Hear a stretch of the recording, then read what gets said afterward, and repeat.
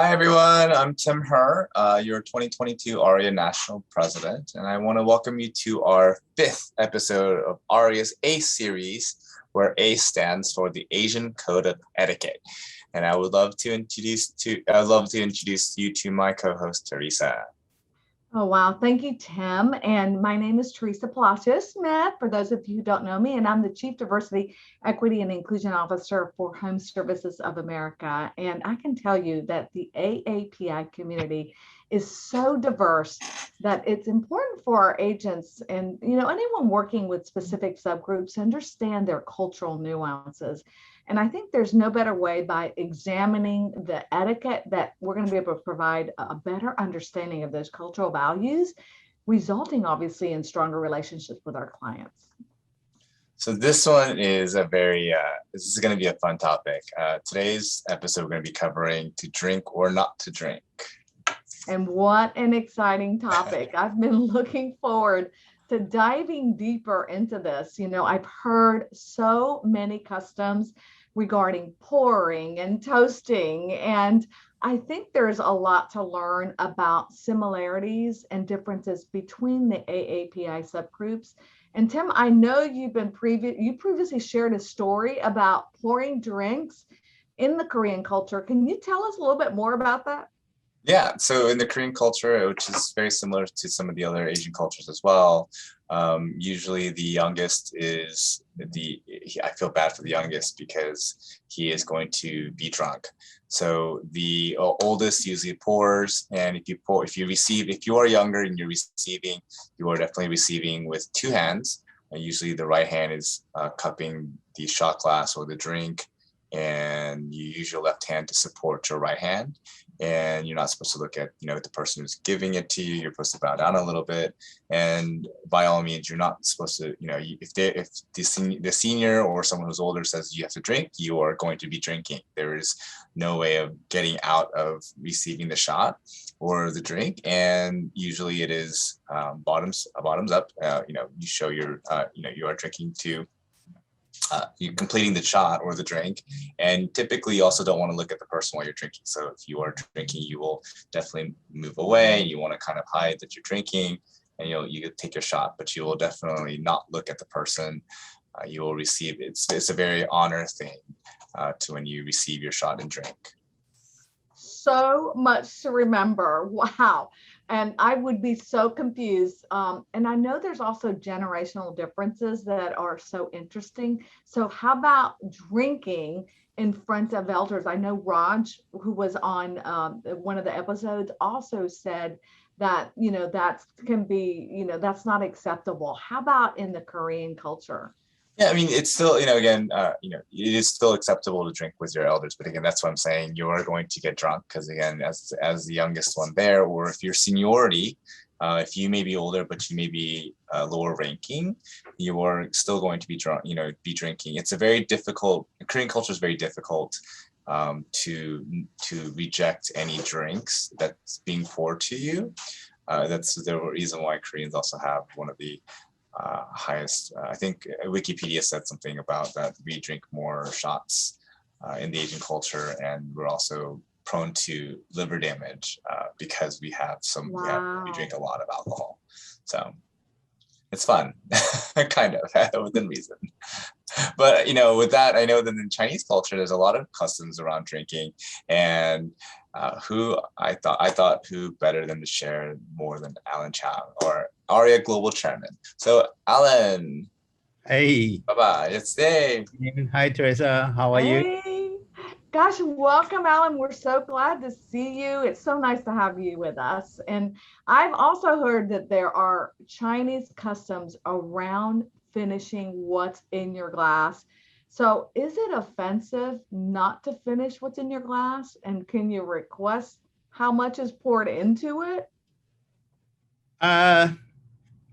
Chinese culture on drinking, the liquor about 4,800 years, tea will be 5,000 years. So that's a long way so that's a lot of culture on manner, on the drinking and the rule, regulation, all this. More formally on the liquor, hard liquor drinking, alcoholic drinking, we do have a lot of similarity with the other Asian countries, especially Korean, Japan. But in the Chinese way, formally, they're starting with the round table dinner and how you sit, and lead for the starting to drink. You know, the one face the door, entry door.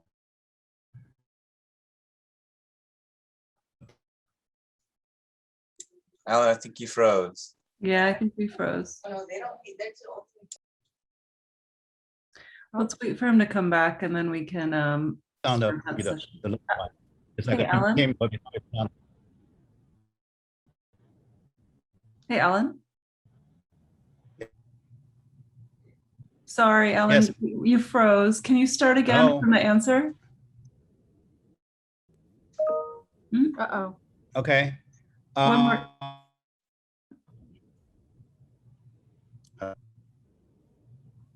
Okay. Is it okay Sorry. now? Yeah. Okay, yeah. All right. Go ahead. So from the country of China, when talking about a drink, they have to starting from the meal, you know, the how to sit and to arrange the rank, who will be the highest rank and the lowest one. Usually the younger one or the lowest one, the host probably is back on the entry door. The most senior one or the lead one will be face the door. So from the leader or the senior one in the face the door, and his right hand will be the second one, the left hand will be the third one, you know, just around this way. So after you set up everything, then they start in the manner, the first thing is the senior one is the only one can cheer everybody. So he can stand up or not stand up, say, okay, let's start into the dinner, let's start into cheer each other, you know, he can do that. But the younger one or the lower rank, they can stand up, cheer everybody. He have to stand up to the side of the person he want to cheer and stand there and say, oh, I want to cheer you. So you got a one hand up and one hand down here, like this. But then you have to lower, then the one you want to cheer them, then the senior one is a little bit higher. So usually we're joking, senior one go very low, then everybody's so low, you know, they have to be bound. So they usually go this way. And when you drink, you do a little bit sideways, not a whole face to face. You have to be sideways because you don't want to you breathe or your liquid from your glass to jump to their glass. So that's a very good manner. And the younger one can not drink because I just mentioned about the tea. So, but you have to be in the beginning to say, oh, I had a stomach flu or something. I really cannot drink. So I will replace with a tea. So let me drink three glass tea first to apologize. And then you don't have to drink. So you cannot just say, oh, I can drink for you. I cannot drink I will drink a little bit. Once you start to drink, you always have to drink until you finish. And when you pour the drink, you pour the senior one just by the table way to do it. And you have to do it one by one, not just cross the table. You have to go to side of them to do this. I think very similar with Korean culture too. You know? And we used to drink a very hot liquid called baijiu. It's about 60 above proof. It's like a multi, it's the number one in China. And this one we use this small glass, very small. So I bet you most people, 3 glasses of this will be sleep all the way to the next morning. But then we have the mild ones, about 27 proof to 45 proof. Then you use regular glass, just regular glass. So you do the same thing as this. And then people drink beer. I don't think most people don't drink wine until most recent 20 years. People starting drinking wine. They bought a lot of winery to starting to drink, but they don't have a manner on the wine, so they still bottom up. This is a very formal way, but today is more casually. People drinking have a lot of casual and joking. You know, we always say you have to bottom up. If you don't, then you pull your glass on proof on your head, behold your head to show you finished the glass. Or if you don't, then when I was young, we usually have a big bowl put on the table, and then they put your head there and put a beer on top of wine on your head to wash your hair. You know, if you don't drink, you can wash your hair. So that's all. It's not really manner, just the table manner or the drinking manner, but just the close friend, have fun, you know, still, and also on a drinking party, in a dinner party or drinking party, we can talk business, no business talk. So we always say, you know, you have to drinking, enjoy, have fun, and happy for the night, and then next morning everything's easy to talk. So that's probably, you know, the way Chinese do business. I always have to drink, and I know a lot of people can't drink. Then they have a different way to punish the person or somebody replace them to drink, but that's not a really formal manner for the Chinese drink. Well, it seems Allen, to be very similar. Yeah. I was going to say, I also like the fact that if you were a lightweight like me, or you don't drink, you know, that you have the option of doing the tea, right? Because that's certainly what I would have to do, right? Because I would want to have to continue on, right? So it's good to know that. But what if you get super drunk? Is that embarrassing? Like what, you know, what happens then? Like, how do you, you know, is that a custom of avoiding maybe?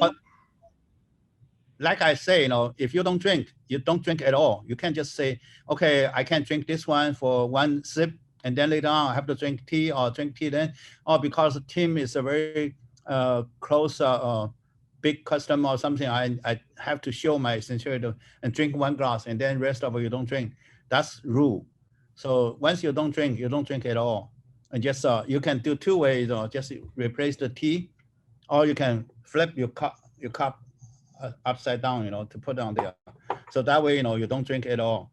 But once you drink, you always have to drink. And when you pour to the senior, you don't put a full glass, you put 80%. And for yourself, you put you know, if you are the younger one, then you put 100%. And you can just, well, and you can always say that I'm going to bottom up and you as you wish. So you can drink, the senior one can drink a little bit or sip or finish. But the senior one, if they say, okay, let's bottom up, then you have no choice. You just have to finish. Yes, it seems to be very similar, and especially in the same Chinese and Korean culture seems very similar, and that's why, you know, my cousins used to say that they're allergic to alcohol because, again, the cultural aspect of it, you have to drink. But if they catch you and then they find out that you're not alcoholic, that you're not allergic, that's not an excuse. So I think the tides are changing now. Just, you know, but you know, we're still part ingrained in that, and comes with good food too. Yeah. So thank you so much, Allen. You know, we're so glad that you're able to share your perspective. It's really, really appreciated today. Really, but I learned so much from both of you, and thank you, Allen. And here's, you know, so what I think is so interesting, the seating arrangements, right? That the person being the front, always facing, right, the elder, and then the person that's the least to have their back to the door. I found that very interesting. And also I like, Allen, you know, if I was gonna drink, that the one that's 80% proof, that the small one, okay, with 3, boy, that's a good way to go to sleep. Oh, you're gonna get drunk. That's all you need. That's all you need. That would put me out. Very interesting. Thank you so much for sharing all these pearls of wisdom. But with that, thank you so much for joining us, you guys, today, and see you guys soon. All right.